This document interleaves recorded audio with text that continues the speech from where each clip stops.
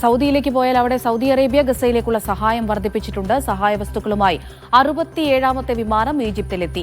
ഇവ കരമാർഗം ഗസയിലേക്ക് എത്തിക്കുകയാണ്. ഗസയുടെ പുനർനിർമ്മാണത്തിലും സൗദി ഭാഗമാകും. ഇതിനായുള്ള ചർച്ചകളും പുരോഗമിക്കുകയാണ്. വിവരങ്ങൾ നൽകാനായി അഫ്താബ് റഹ്മാൻ ചേരുന്നുണ്ട്. അഫ്താബ്, നമുക്കറിയാം തുടക്കം തൊട്ട് തന്നെ വലിയ തരത്തിലുള്ള സഹായം സൗദിയുടെ ഭാഗത്ത് നിന്ന് ഗസയ്ക്ക് ലഭ്യമാക്കുന്നുണ്ട്. ഇനി തുടർന്നും അങ്ങനെ തന്നെ ആയിരിക്കുമല്ലേ?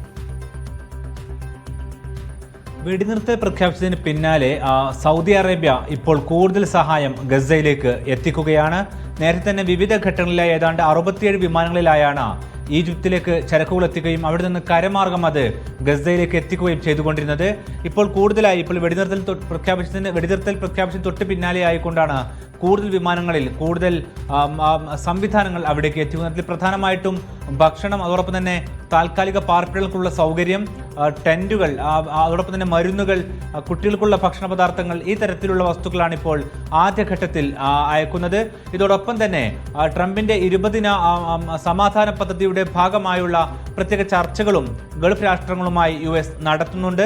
ഇതിന്റെ ഭാഗമായിക്കൊണ്ട് സാമ്പത്തിക സഹായം ഗസക്കുണ്ടാകും, ഫലസ്തീനുണ്ടാകും, ഫലസ്തീന്റെ പുനർനിർമ്മാണത്തിനുണ്ടാകും. അത് ഏത് തരത്തിലാകുമെന്നുള്ളതുള്ള ചർച്ചകളാണ് ഇപ്പോൾ പുരോഗമിച്ചുകൊണ്ടിരിക്കുന്നത്. ഇതിൽ ഫ്രാൻസ്, നോർവേ ഉൾപ്പെടെയുള്ള രാജ്യങ്ങൾ ഭാഗമായിക്കൊണ്ടുള്ള ചർച്ചയാണ് ഇപ്പോൾ പുരോഗമിക്കുന്നത്.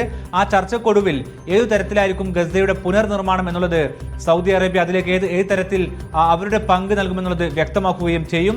നേരത്തെ തന്നെ സൗദി അറേബ്യ പ്രഖ്യാപിച്ചിട്ടൊരു കാര്യം, വെടിനിർത്തൽ കൊണ്ട് മാത്രം കാര്യമില്ല, ശാശ്വതമായിട്ടുള്ള ഒരു രാഷ്ട്രീയ പരിഹാരം ഈ വിഷയത്തിൽ ഉണ്ടാകണം, ഫലസ്തീൻ രാഷ്ട്രം രൂപീകരിക്കണം. അങ്ങനെ രൂപീകരിച്ചാൽ മാത്രമേ ഇതിനൊരു സ്ഥിര പരിഹാരം ഉണ്ടാവുകയുള്ളൂ. അല്ലാത്ത തരത്തിൽ വെടിനിർത്തലിലേക്ക് പോവുക, പിന്നീട് ഏറ്റുമുട്ടൽ അവസാനിപ്പിക്കുക, അത് കഴിഞ്ഞ് വീണ്ടും യുദ്ധത്തിലേക്ക് പോവുക, ഈ ഒരു പ്രശ്നം അവസാനിക്കണമെങ്കിൽ ഫലസ്തീൻ എന്ന രാഷ്ട്രം പിറക്കണമെന്നുള്ളതാണ് സൗദി അറേബ്യയുടെ നിലപാട്.